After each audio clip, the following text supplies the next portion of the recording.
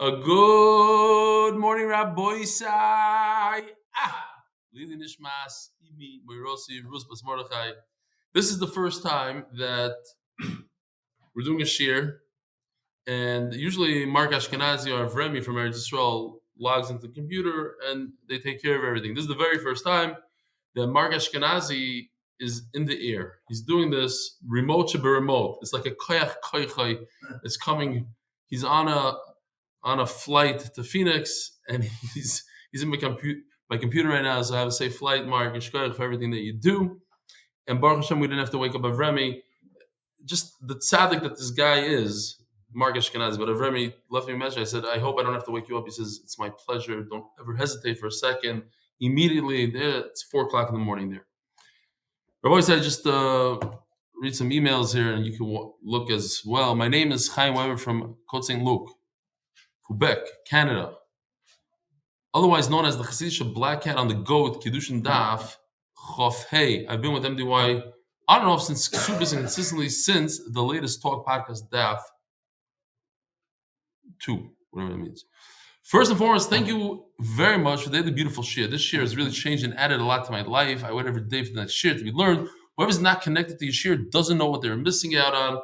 Just a pity. Second, thank you. Such a beautiful Shabbos you made. Really uplifting and inspiring. I was unfortunately not able to attend the Shabbos. There was another chassid that made me mishul with the blondish beard. Côte St. Luc, the whole Shabbos. Côte St. Luc. You know what I'm talking about? You made it was really inspiring. I was unfortunately not able to attend Shabbos. However, the way you talk about it and from what I hear from others there, from the 4-hour actual scene that I watched online, I see the inspiration, enthusiasm that I missed. Hopefully the next one, I'll be able to attend the Mir Hashem. An interesting story to share with you. My colleague just returned from Australia today. He walked into my office and saw that I was listening to the shir. He told me that he was going on a walk with his father in Australia this week, Sunday, and a guy, not looking Jewish at all, that was jogging the street, stopped him and told him and his father, you know who by Rebelli shir? You know who's by Rebelli shir today? Yumi Rosenbaum. And pulled out his phone and said, look, he's here, live shir, and told him, this is what you need to do while jogging, learn the daf. And the guy ran off. Sincerely yours, Chaim Weber, Côte St. Luc, Quebec. What did I say before? Quebec, Canada. So, first of all, I have to apologize to Yumi. I went to the Bris, but on the wrong day, on Tuesday. So I missed that Bris. He came in special for the Bris. It was great to have him here a few days, and he brought gifts, the whole thing. So you should go after that. Here's the picture of Chaim Weber. Oh, I think the other guy was also Weber. No, maybe not. Maybe they're brothers. But anyways, here I borrowed his hat for the live goat. The time that I brought the live goat to the shir. Yishkoyach, Yosef Scheinfeld. Today I signed up for a daf in memory of Binyamin Meir Airley, Hashem Yinkim Damai, and picked the first available daf from the top. It was Shabbos daf test, which is talking about topics related to Rishuyos, which is in today's daf. You see that?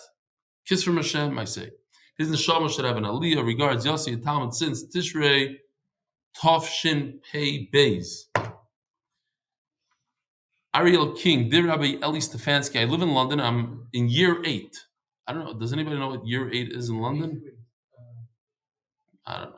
Every day I saw my father doing the daf. I got inspired. Now every day I do with 25 boys.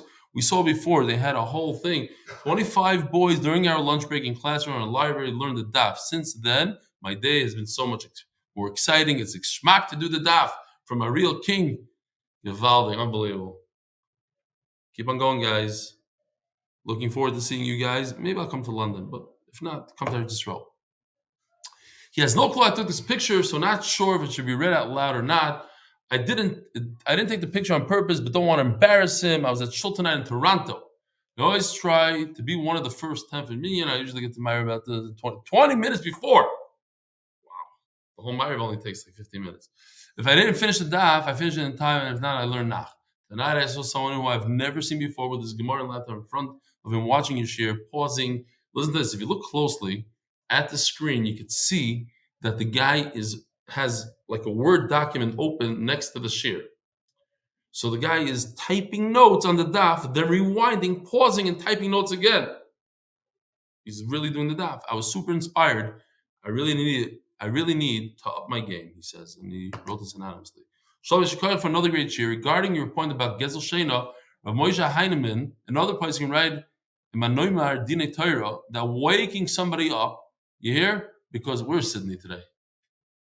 Yes, guest in his house. Yeah, you have to tell him. Guest is one thing. Torah and yeah. Okay, give out. Listen to this. That way, this is for him. I put it in for him. The waking someone up is an issue of Ainoas Dvarim rather than Gezel. That with your words, you're doing something that is bothering somebody else. Wishing you in Klal Yisrael, Hatzlocha, Bracha, Yeshua, and Chamis, Nasan Miller. I guess they put this in here. Armer Kaz, Pinchas is waving over 2,500. There's a lot of different Torah. They're looking for another chassid. You do the chassidish thing, so they're looking for another one to put in the rotation. And of course, we're trying to do half a shas. So far, over 300 people signed up, and some people took doubles and triples. So all you need to do is go onto this link and grab the daf, any daf you want. They'll give you the link to YouTube. Just listen. You don't have to do anything. It doesn't take it. Just listen to it. 1.5 speed, 35 minutes, you're done. I got to say this before I forget. Volume 2 of Art Scroll is coming out. And as you know, we like to give out Gemaras to new members, and it's an incentive to join this year. There are many people, including Murad Nakash. I don't think he likes that I say this, but I'll say it anyway. He joined this year because of free Gemara. And a couple $100,000 later, and he's still in this year. So even people that could afford it, they like free gifts. It's good. It's a great incentive. And therefore, we are looking for someone to sponsor Volume 2. It could be any amount, but usually 5,000 and up. It usually costs us like a volume 30,000, 40,000, depending on how many we give out. So we're looking for sponsors. MDYsponsor.com. It's mamish coming out in a few days, and we need to know ASAP if you want to do it. You put your name in the front page. You'll have a whole thing about whoever you're doing it. L'schus. Great opportunity. The koilel l'schus, being able to support Torah, aniyim, and to pay my children's tuition. That's the koilel for the day. The Masechta for the unity of Am Yisrael. Paralyzed of the Regel, table 6. For Naftali Ben Channa, who was in a skiing accident almost 2 years ago and is paralyzed from his waist down. Reb Chaim said we should learn Paralyzed of the Regel for him. Skiing is not a joke. I know I was one of my friends who never skied before. He wanted me to take him skiing, so him and his twin, we went skiing. And one twin went for lessons. I really recommend lessons. You have to take lessons. One said, no, I don't need lessons. You teach me. Kids, sir, I thought. He says, take me to the hard. I'm good. Take me to the hardest thing. I said, I can't take you to the hardest. You have to start. No. Kid, sir, he went up on the top, and he's all excited because he has good balance, this guy, and he's going straight, and he wasn't making any turns. He's just going straight, and he's picking up speed, and more speed. I'm like, hey, stop, turn. I couldn't catch up to him. The guy was like 100 miles an hour, and he ended up in a tree. Ended up literally plastering on a tree, fell down, broke his wrist. They had to take him out of there. That was on his first run. Kids, skiing is dangerous. Yeah. But Leilenu, hopefully something happens over here. Paras of the month. Nishmat Zechraya Ben Moshe. Nishmat Chai Bas Yosef. Paras of the month. Refore Shlema for Dvora Basar. There's good news. For the mother of Gershon Ben Moshe, Baruch Hashem, they released her from the hospital. She's home. She's eating. Baruch Hashem, and she continue going like that. Paras HaChodesh. Hatzlocha L'zechus Yosef Mayer ben Rochel and Yidden worldwide. Paras HaYoim Arya Checkanow. In honor of my grandson's Bris in Yerushalayim, Mazel Tov. May we only share Simchos together. He was there at the Shabbos. Paras HaYoim, Jeff Pensak. The link doesn't say what it is. The art of the month, Yosef ben Chaya sorrowful. The schusim that come from supporting Limud Torah, Raboisai. I want to show you. This is the art that I wanted to show yesterday from David Kanner.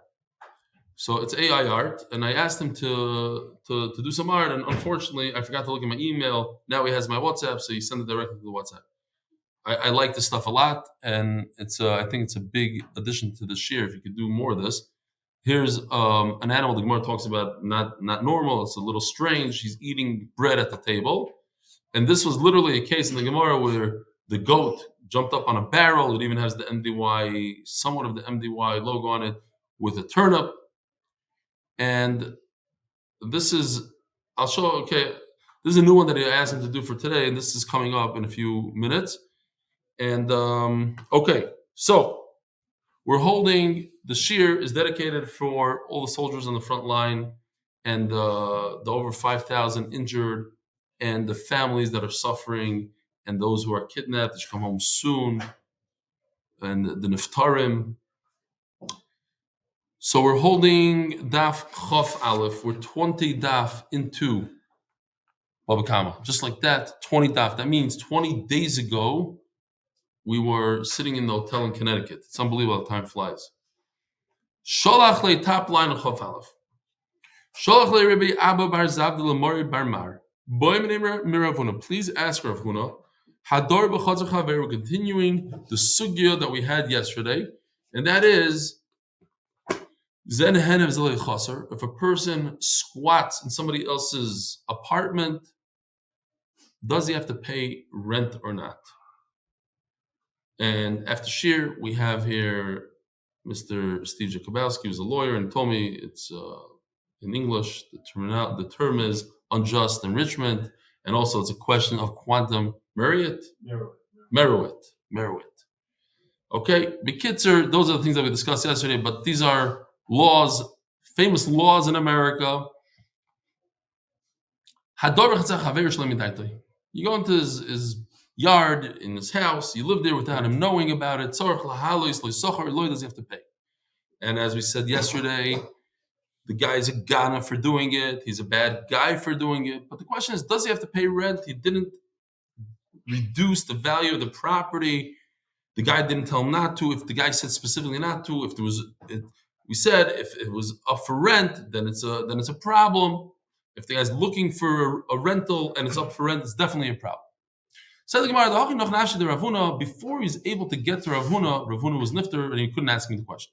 Amalei Rabba bar Rav Huna. So the son of Rav Huna said, Hachi Amar Abba. Rav Huna said, my father said, Abba Mari called him my father, my master. Mishmei Rav. He said in the name of Rav. You don't have to pay. And listen to this. So, if you live in somebody's house without him knowing, you don't have to pay. And then he continues the sentence. And if he rents a place from Ruvain, he should, and Shimon doesn't know about it, and it's really owned by Shimon. These stories happen, unfortunately. They're pretty common. People are renting out other people's property without owning it, pretending that they're the owners. So give it directly to Shimon. Wait a minute. We just said that if Shimon doesn't know about it, you don't have to pay him. Shimon, first of all, the Gemara says, Ma'avidte. Who's talking about Shimon? Who? The statement should be, nothing to do with Shimon. Where does Shimon how did Shimon creep into this picture?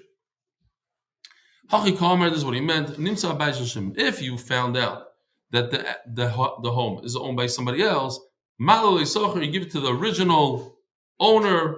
Okay, I don't know what the chiddush is exactly. There's some sort of chiddush. Says Gemara Tarti.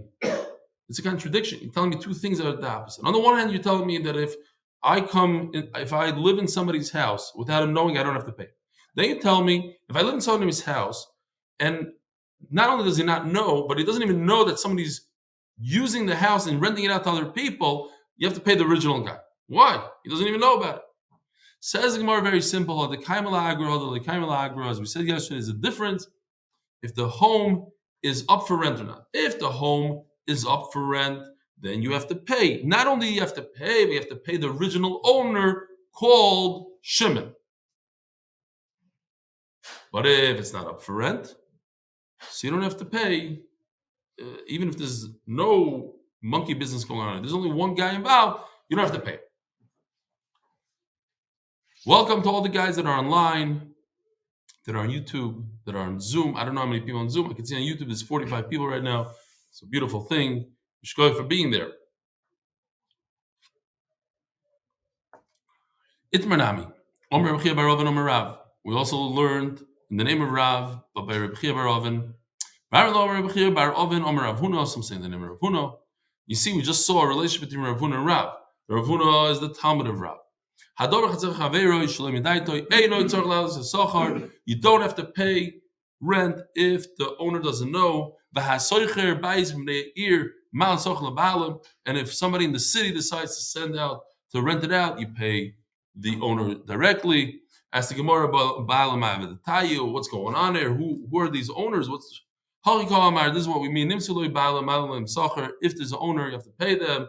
Tardi is a contradiction. If the house is up for rent, and you obviously are renting it because you're actually paying somebody, that means you're in the market to rent, then you must pay rent. Sort of like my house in Eretz Yisrael, it's not up for rent. So if somebody sneaks in there and he uses it and it doesn't cause any damage, halachically he doesn't have to pay me. I might have to then listen what happens. So let me ask you, very good, nice point. I come from America, I come with my suitcases, there's a bunch of people in there and I start fighting with them and this and that and that and that. They caused me some harm because my wife was really upset. It took me 10 minutes to get them out. So I demand 10 shekel for that inconvenience that I want to come into an empty apartment. So what are they chayiv to me? They're chayiv to me the thousands of shekel of all the other days because I got them on 10 shekel. Once I get them on one item, they made a scratch in the wall and they made the wall dark, as the Gemara said. Migalgam of Zakal, then they have to pay everything. That's just Allah that we learned the other day. I just want to make sure it's clear. But if they disappear right before I show up, and I don't even know that they came, then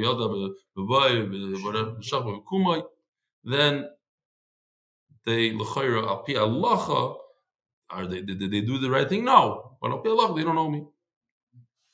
I'm saying if I get on the bed and I smell something funny and I have to do laundry, that's it. I get them for everything. So now we have two svaras. Pay attention to these two svaras. One says Mishum shenemar ushiyo yukas shar. So I forgot to put it in. Okay, Yoshi did a little thing, a try, but I messed up. Okay, not a big deal. There's a shade that hangs out in people's homes when you don't live there. So I'm doing you a favor. I'm doing you a big favor. These guys from Chveis up north, they're helping me that no shade will come into my house. I saw this shade. He's like an ox, like a bull in a china shop. So basically, it's bad news, especially in those days, shadim and all that stuff. Rav Yosef Amar Beisa miyat v'Yosef. There was a guy that has a young kid. He came to a couple shiurim in Miami. I forgot his name because I'm really bad with names. A great guy, and he told me what does he do for business? He takes care of people's homes. I think basically Miami, Boca. He lives in Boca. He traveled in. So his job is, people have these vacation homes, and he goes in there like once a week, whatever the plan is. You have to flush the toilets. You have to make sure that there's no leaks. This is not wrong, because when you leave a house, things start going. So, like even the house here in Chicago, I had to call a guy yesterday because one of the windows doesn't close. A lot of bring him in, they change this vent. So, a guy that lives there is doing you a favor. He's making sure that the toilets are flushed, that the water's not leaking, and if there's a little leak, he knows how to tighten it for you. He's taking care of your property. You don't have to hire that guy from Boca. He's doing it for you. Big tzaddik. So now, what's enough community between the two pshat? The one pshat is he's literally taking care of your house. The other pshat is he's scaring away the shadim. So says the Gemara, what's the difference? If he uses it, like my wife, I said, what do we need this house in Chicago? She says, I need it for storage. I need you need a $2 million storage facility? Because all our clothes and all our shoes, because we left without thinking that we're only going to be in Eretz Yisrael for a year, and we never made a lift or anything. Literally, we never made it. So she has a storage facility. Now it became a little bit more than a storage because we're actually here for a while. Fine. But if the guy uses this house for storage, So he comes in and out, and he makes sure that the shadim, every once in a while, I don't know how often you have to come to your house, make sure there's no shadim. But in terms of the upkeep of the house, that he didn't do. That he's not doing just by, he comes in, puts the straw down, he comes back a month later. Meanwhile, there's a leak, there's mold, there's pests. I don't know what, different things that happen in the house.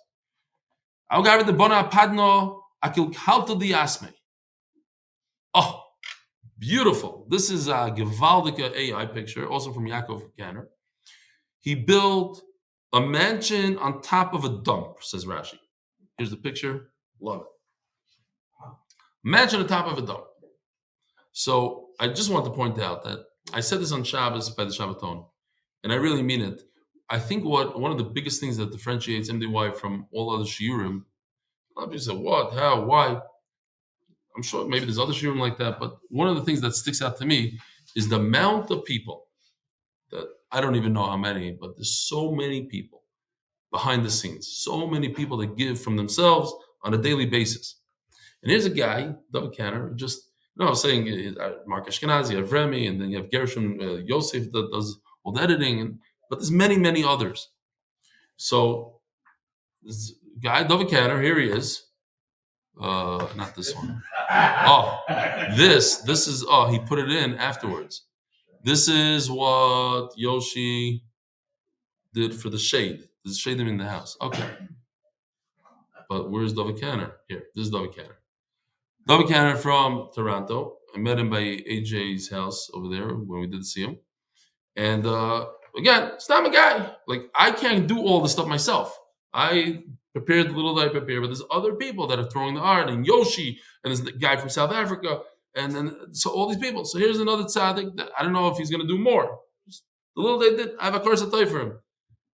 So what was that picture that I was laughing about? Oh, this is the next sugya. I don't know how it fell in here. Oh, because he put it in. He didn't know where to put it in. Okay. I like this picture. I'm sticking with this picture for now. This is a beautiful mansion. There's waterfalls coming on. It all spills into the garbage, though.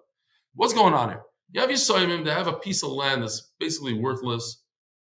You get a few.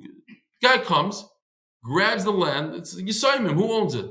A big tzaddik, this guy. He probably sits in the Mizrach and Shul. He has the whole thing. And he steals a piece of land from the Yisraelim because they're little kids and they can't fight him.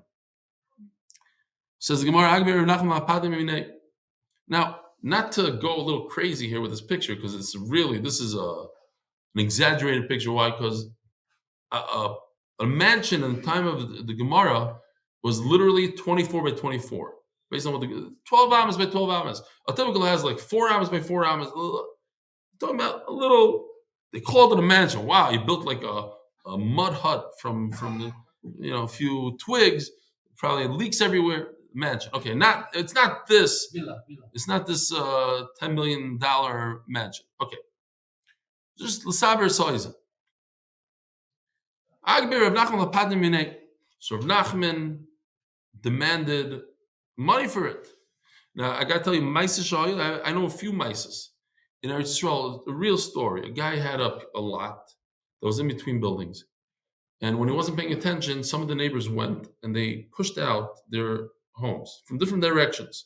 This guy pushed out his first floor this way, this guy in this building. Kids, he's left literally with 50% of the lot. And you're going to go now to court, and you have to come back next year, and then you come back next year and bring proof and this. It's a story, it could take 10 years to. So he gave it as a gift to his daughter. And his daughter's husband had a friend. The friend says, I want you to have the whole lot. I'm going to do you a favor. So I'm going to give you the whole lot. So he came in, true story. Comes in there with a couple of these tractors, and they waited until everybody went to work. And they 1, 2, 3. You get this one. He knocked it down. He knocked down 4 apartments, like 4 rooms that were built out. And then by the time the cops came, said, here, this is my lot. This is my line, and all this. And they paid them a couple of bucks for the beds that got destroyed. But now he had a whole lot. My wife's cousin, Irma Bet Shemesh, her father came to visit her. The father is a businessman here in Muncie. And he says, what's this built in front of your house? She says, a storage unit that one of the neighbors built here, but it's your property. I know, I said something. He ignored me. I said, okay. He rented a tractor and he ran it over. Just ran it over with everything. And then another crazy story that my kids' school, they built out into the other school. So the owner of the other school came and knocked down the whole thing with chumash and with sidurim. That was a terrible story. We were very shooken up by that. But people do that kind of stuff. It's whoever owns the money has the upper hand. Whoever who has the money in their possession has the upper hand. Yeah, but over here it's a little different, no? Because it's fakir. The guy that built out, usually you're gonna bring him to Bezdin, this, that, make a pshara. Takes a tractor, knocks it down. Now sue me.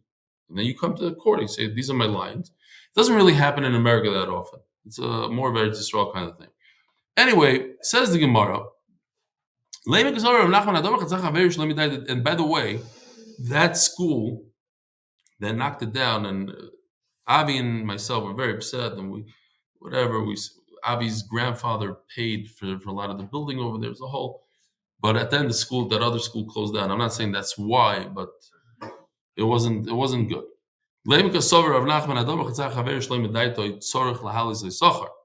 Are you telling me Rav Nachman, who tells this guy that owns a mansion, and Rav Nachman takes away his mansion, he takes it away. He says, "You didn't pay the Yisayim, I'm taking it from you." So does Rav Nachman hold that he was mechuyev to pay the Yisayim? Yeah. Why did he take it away from them? If you don't have to pay rent, so why is he taking away his mansion? Obviously, you have to pay rent. How says the Gemara? There's a nation called Karmenoi. One shot the Avaloi. They used to pay. Here, I sold to Lubavitch over here the lot on Sacramento. So a guy was paying me all these years a little bit so he could store his tractors and his truck. It's garnished. It's a few prutas. But they took away those prutas. Now, what happens when here you take some prutas? They can make $10 a month on it, and because they lost the $10 a month, now you take away the whole mansion. So Rav Nachman said, "Make it up." And he didn't care. You don't care. So he took away his mansion. All right. So it says in the Mishnah. This is the Mishnah, so you don't have to go back. Was I supposed to show those things on? If I didn't do this, so here's David Canner, and here's the shade that destroys your house, and this is not important, and this is the mansion. Okay, I hope it. Anyway, we're holding over here. It says in the Mishnah, and we flew through it, and we said that we don't understand it. We have to get to the Gemara, and here's the Gemara. Keitzad mishalem mashanenes. An animal's walking down the middle of the street. She has to pay whatever she benefits from. Because in Shen, you don't have to pay you don't have to pay for the hezek, but mashanenes you have to pay. If it's on the side of the street, that's not normal. So it's not normal from the side of the street, so you have to pay. So says the Gemara like this. Omarav, what's going on here? So this is the picture of machzeres, meaning it's not normal for an animal to look backwards. It walks straight and Shalom Yisrael. To look backwards on the side of the street, that's already out of character. It's strange, and therefore what? Yechayev Karen. Yechayev because you're Karen. What are you talking about? It's normal for an animal to walk, to turn back a little bit. I mean, this is not good enough, maybe, this picture. It has to be like, moving its neck completely. Okay. You're potter. That's shed. You don't have to pay for that. Says Gemara. So if it's true that you're potter, but the Mishnah says, let's go back to the Mishnah. This. It says, if it was on the side, so how is Shmuel going to explain this? What do you have to? What is a case? Give me a case of an animal in Rishus Harabim. Let me show you some pictures here. So here's Rishus Harabim. Now the way we did it is, this is all Yoshi, but I asked him not to do a sidewalk, maybe a different color. There's the main part of Rishus Harabim where the animals walk. Then the gray part on the side is the tzedadim. That's where it's normal for people to put down their baggages, their fruit. Animals are not supposed to be walking there. I don't know that they did it in those times, but if you have an animal, you make sure you give a couple of feet to the side so people could do their things. They're not going to put their fruit in the middle. That's the thoroughfare. Ocean Parkway, but I'm saying Ocean Parkway has, this is Rosh Hashanah, very nice. And this is Tzidei Rosh Hashanah. Wow, it's a good thing I clicked here. I didn't even know that he did this. That came out later. Okay, now, what happened was, says the Gemara, here's the story. You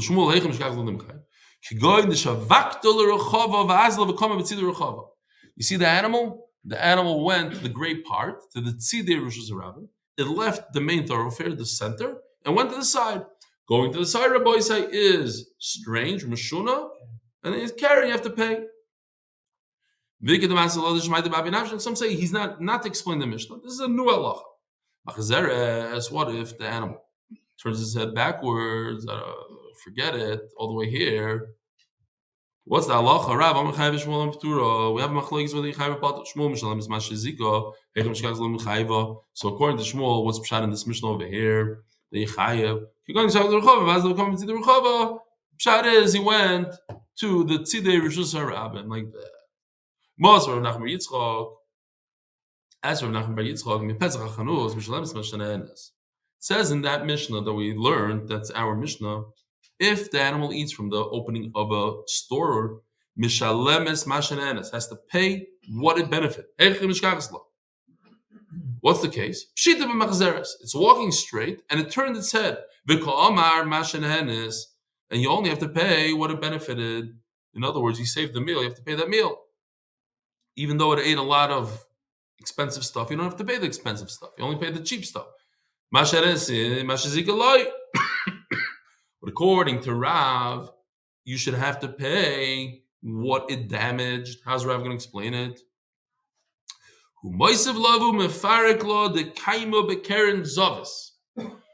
He answers, that's talking about in a corner. So if you look at Rashi, there's a beautiful picture. Explains it all. But if you look at my screen, we did it even better. Rashi didn't have this. Might take a little bit. So here's the store. The store is in the narrow part. The road goes from wide to narrow. So the animal is walking down the center, but the center becomes narrow, and therefore the animal is doing a normal thing. It's eating. It's walking straight. Okay. So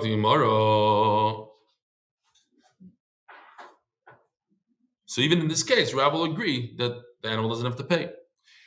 There's a very interesting Yerushalmi that Taisus brings. I don't want to get into it. Just I thought it's so like he says that an animal is carrying on its back a goat, like the goat is strapped over its back. Imagine a horse with a goat strapped to its back.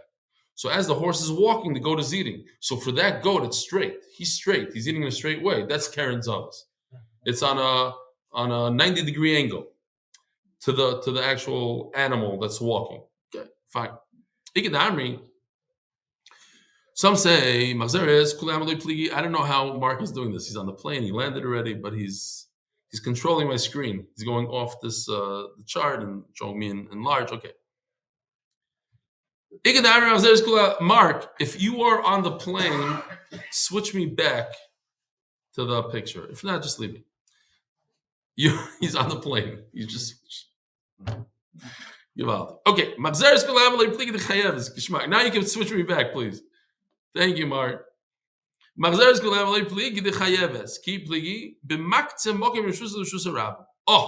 Rabbi Isai, here's another beautiful chart. Some say that if the animal twists its neck, you're chayev. That's strange. So where's the machlokes? In this case, right over here. This is an aerial view of makze mokim reshus l'shus rabba. Here's a person that has a house, and you look at the fences in front of the houses. They're out. His goes in. Why? Because he donated part of his property to the Rosh Hashanah, so that he could put his stuff there. Here, let me show you what it looks like. Here it is, another view, and here it is. There's an indentation in the Rishus Harabim that he created himself. It didn't start out like that. He made a donation. He was mafkir the Rishus. But at the same time, he wants to keep his stuff there. He wants to keep his fruit there. So what's going on here? Keep the maximum Rishus Harabim. This is the pshat. Omer Rav, lo yishon olam achzeres. So Rav says, okay, when he turns his head, but when he donates land to the Rosh Hashanah, then Potter. That is strange for him to go into that area. Shmuel says, no, it's part of Rosh Hashanah, so you're chayev. Says the Gemara, okay, simple little thing here. The machloikas, if I have a pit in my property and I donate the whole thing I have a pit in my rishos, am I chayev? So what happened was over here, a guy has property, he's mafkir the rishos, he's mafkir all his property. He says, I don't want this property, but the pit is still his. Okay? It happens. Trump did it, whatever. You have a nice property, you give it to the state. Here, it's a park. Park's there, mafkir. Anybody can. But there's a pit there. You forgot to tell people that Rebid, you got to be careful. So, are you chayiv or not? So over here also, the guy gave his property to the rabbi. He's a nice guy. He took some of his property, gave it to the Rosh Rabbi. But he left a pit in there. He left fruit that could damage people. So here's the question. If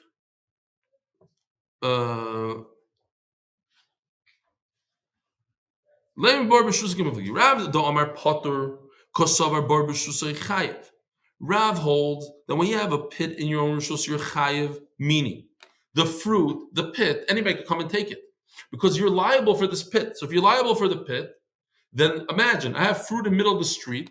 I'm liable. If somebody trips on, I'm liable. That means anybody can come and take the fruit. It's not yours. You left the pit in rishus Hashanah, bar rishus Hashanah.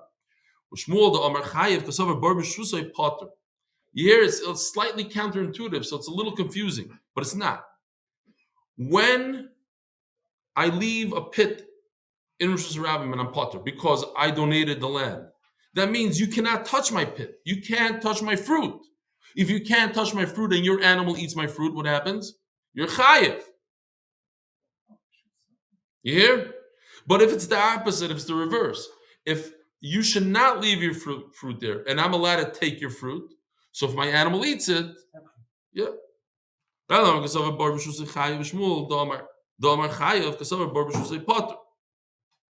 if it's potter, it's my fruit. You had no right to touch my fruit, so you chayev.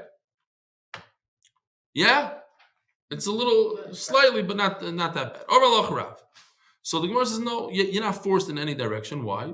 Typical Gemara.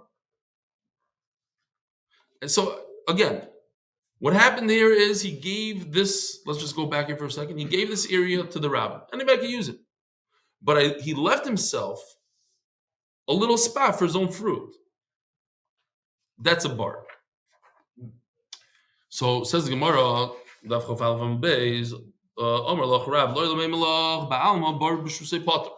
no. Typically, I could hold the opposite. You can't force me. You can't force to say that Rav holds one way or the other. I'll say no. Typically, bar b'shusei potter. That if I left a pit in my domain, I'm potter. If somebody falls in it. So why is this different? Why are you bringing your fruit in the Rosh Hashanah? You can't bring fruit in here and then expect me to pay for it if my animal eats it. So therefore, he's potter. Yeah.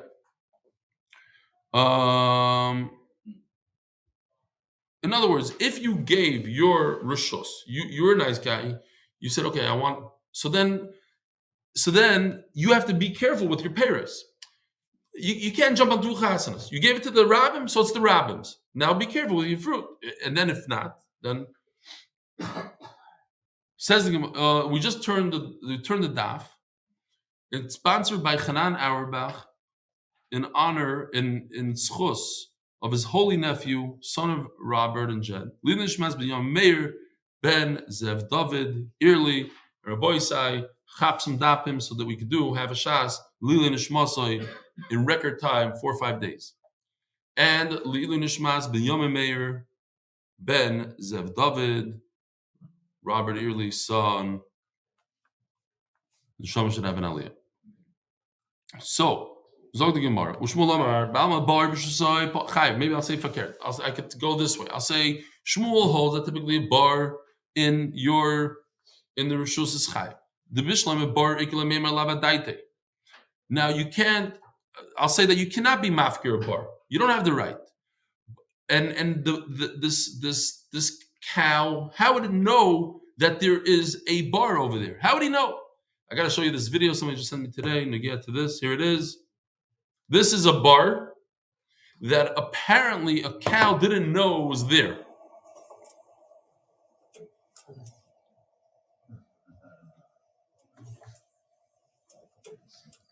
It's a small little bar. It's like the size of a Hamas tunnel. It's still alive. We'll see in a second. I think it's kind of injured, personally.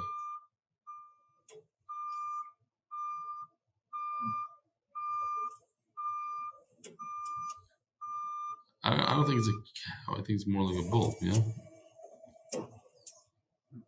That's it. It's up on its way. They came to check him out. Look, they're coming. It's like Baruch Rei Chaylam.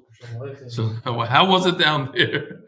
Who knows how long it was there until they were able to get the machine and wrap and the whole thing. Okay. Anyway, it happens. You see a bar, and those days didn't have tractors, so probably weitergegangen and you take the nevela and you sell it for whatever it's worth. Elo payro is mikil memel avadaite. What a cow didn't see fruit. Cows see fruit. They know chazilo somelir chay. Fine. Says the Gemara, levi machzeres tanoi.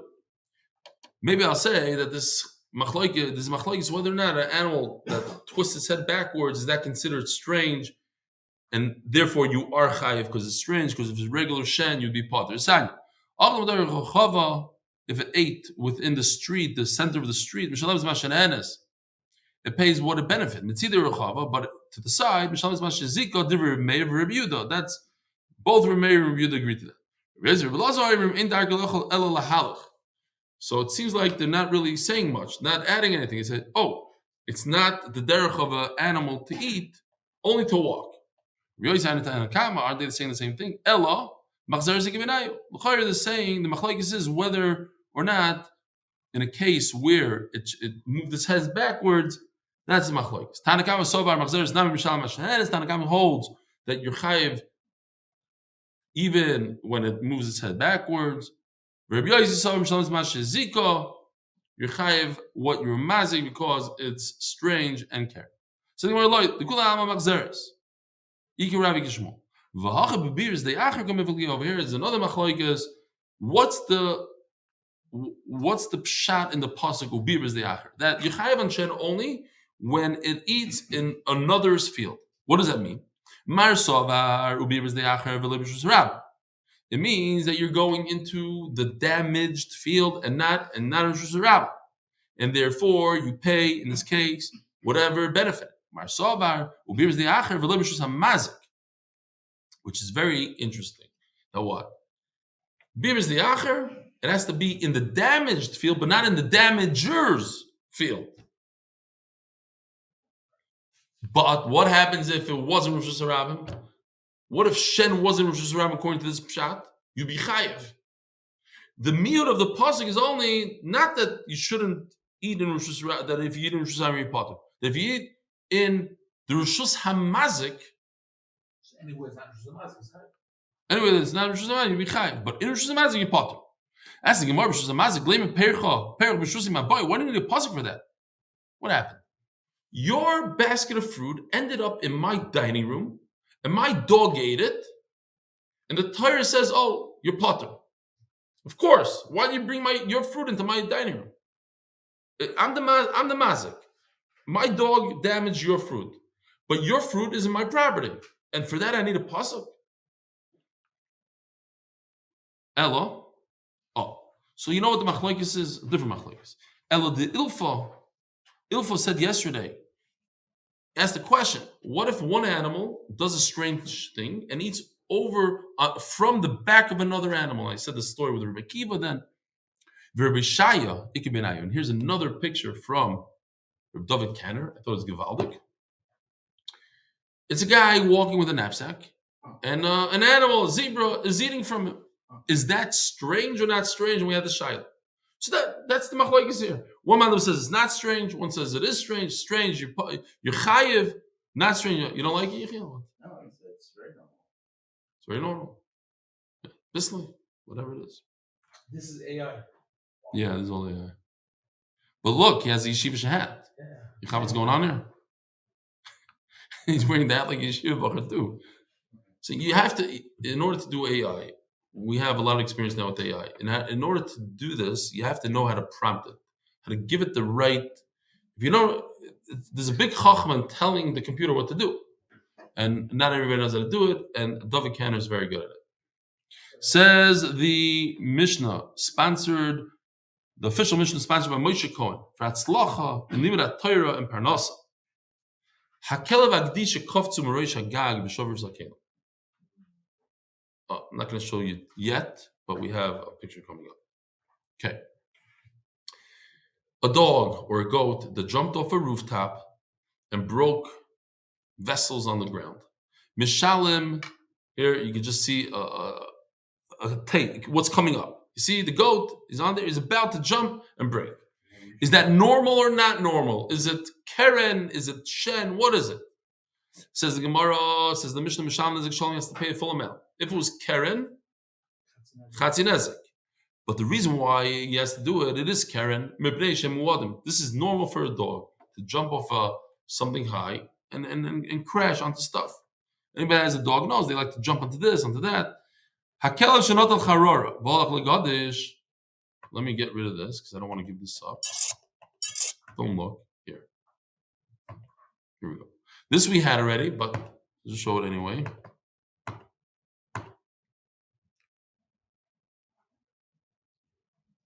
Takes a piece of bread that on the bottom of the bread was a coal, and it causes a fire.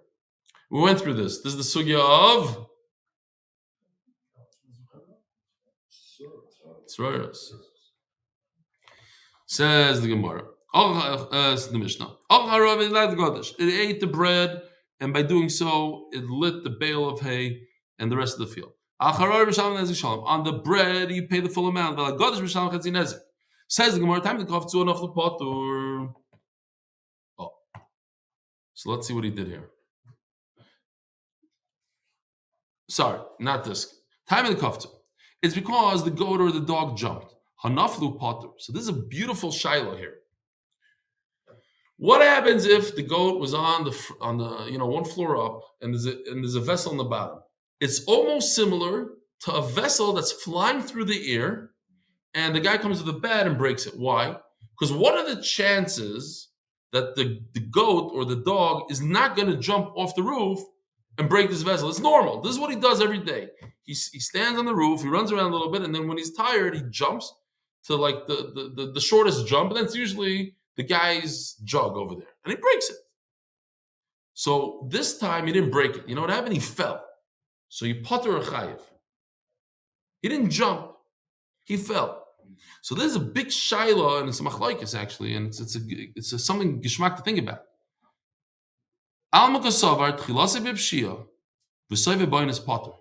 If somebody was negligent in the beginning, he knew that his animal was about to jump. It happens all the time. It's the 20th time that he jumped off the roof and broke the guy's windshield. Anytime you park a car there, that's where he jumps. Okay. This time, you know what? He didn't jump. He was stumbling. Another dog was fighting with him, and he fell backwards and he fell. So you pater chayiv. Why? Because every time this is what happens. You start off being negligent, and now it was an accident. Pater chayiv. Most of you probably think you should be pater. At the end of the day, he didn't jump. Where did it start? Huh? Where did it start? Where did it start? By you allowing to be on the roof and looking down at the windshield and contemplating his jump for the 20th time. This time it happens to be that the guy gave him a shtuk. He like threw him and he jumped. And he fell. Naflu, it says Mefurish, they fell through. It says that's great. It all fits in if you hold that if you were negligent in the beginning. But it happened to be that it was an accident at the end that you potter. But according to Malam, it says you're chayiv, and that's how we pass on halacha, believe it or not. Michael and Meimar says the Gemara could go in the Mekari Kelim Gabe Koisel, the Chikavtz Bikfitzel and Naftali Layu. Listen to this. Here, look at this. I didn't see the second part of it. But what happens is normally when a goat or a dog jumps, there's a certain distance that the jump leads them to, and they go over here. There's an arch. Call it whatever you want. Okay, it's a nice little arch. That's how people jump. Now, what happens if you fall? It might look like that. Oh. So you put the kalim up against the wall. You didn't think that it's going to break. Why? Because typically when they jump, they miss it. It's not a normal thing to... In that property I was telling you about, it's called International Village in Schaumburg or Lamberg, both of them.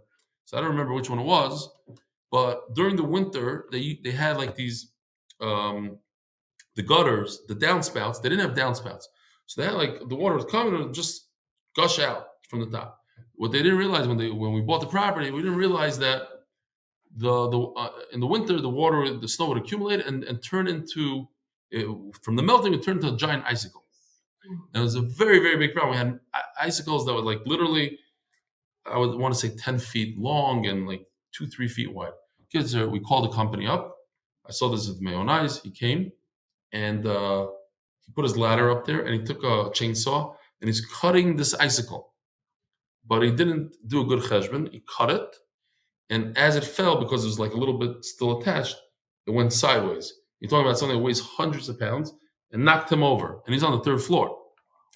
Because he knocked him over, he happened to have a mazel that his ladder went like this. And he got stopped by a window, like down the...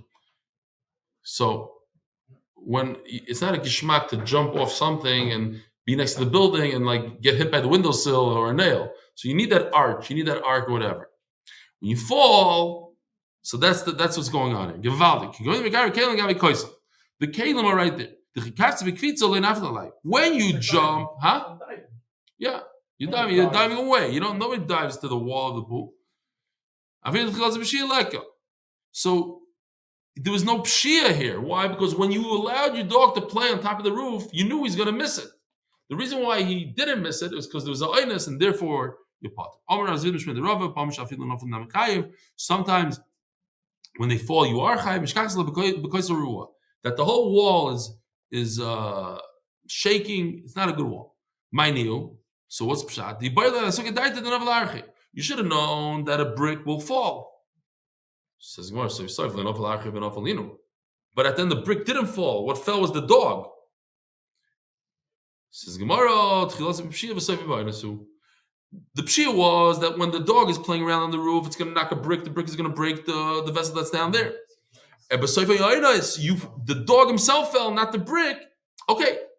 And according to that manoma, you'll be chayiv. According to one manoma, you'll pot. Says Gemara, like tzricha, b'koisel tsar. We're talking about a very narrow wall, and it didn't realize this, so it thought that it could play on it, and then that's when it fell. According to one shot, it's a little crooked the wall. Okay. Says Rashi, Shemaka gag tsar v'dochok v'chinichim b'rosh gag. When he put them on the roof, he should have known that typically they jump on the wall. And therefore they fell. I'll just tell you one last story that happened to me in Eretz Yisrael. In Eretz Yisrael, it seems like the safety idea is a little bit, they're behind over there. A few years behind. You see all the time, like people climbing off roofs. A frum guy just died from trying to installing air conditioners, and they don't have like the belts and the hats and they do, but nobody really cares over there. Anyways, when I was a kid living in Bnei Brak, so there was in Ramat al Chanan, that's where Zilberstein is the Rav. there was right next to the shul, there was a gan. Today I think it's 2-3 floors, but then it was like just one story. So we thought it was very normal to run on the ledge of this gan. It was a brick wall made out of blocks, like this wide, and we would play like games on it. We'd run on it, and it also had like a Sarasa Dibras, so you had to go down, up, down. Kitzer, one Shabbos, this kid Shmuley Cohen, he fell off the roof. The hospital, the whole thing. No adult thought it was maybe tell these kids don't play on the edge of the roof. It's not a good idea. So anyways, so it happens to dogs, to this, the kids in neighborhood, whatever. Rabbi Sai, have a wonderful day. Tehillim. We'll say together the Kavana G'dayla for everything that's going on, the Matzav in Yisrael. Maybe we'll say Kufman Beis today. Just say something different. Maskil David, B'Yisai, V'Amaros, Fila, Koili Eladino Yezah, Koili Eladino Yeschanon, Eshpoich Lefanov Sichi, Tzorosi Lefanov Agid, V'Satei Falai Ruchi, V'Ato Yodat Nesivosi, Boirach Zuha Alech, Tom Nufachli, Habeit Yominu Re'ei Ve'eini Makir, Ovad Monois Mimeni, Ein Deresh Lenafshi, Zoakti Lecho Adinoi, Omarti Atom Achsi, Chelki Beretz Achayim, Hakshivo Rinosi Kidaloi Simyoid, Atzileni Merit Fai Kiyom Tzumimeni, Hoitzio Mimazger Nafshi Loidois Hashemecho, Biachtir Tzadikim, Kisigmoi Loloi, Acheinu Kol Beis Yisrael, Nsurim Betzoro, Ubashivyo, Hoim Dem Ben Bayom Uben Bayavosho, Hamokim Rachim Aleim Tzim Yitzol Revocho, Umeafelu Lioiro, Mishiva Legulo, Hashto Bagalo Bizman Koriv, Rimar Omei. Shkoyach Rabbi Sai.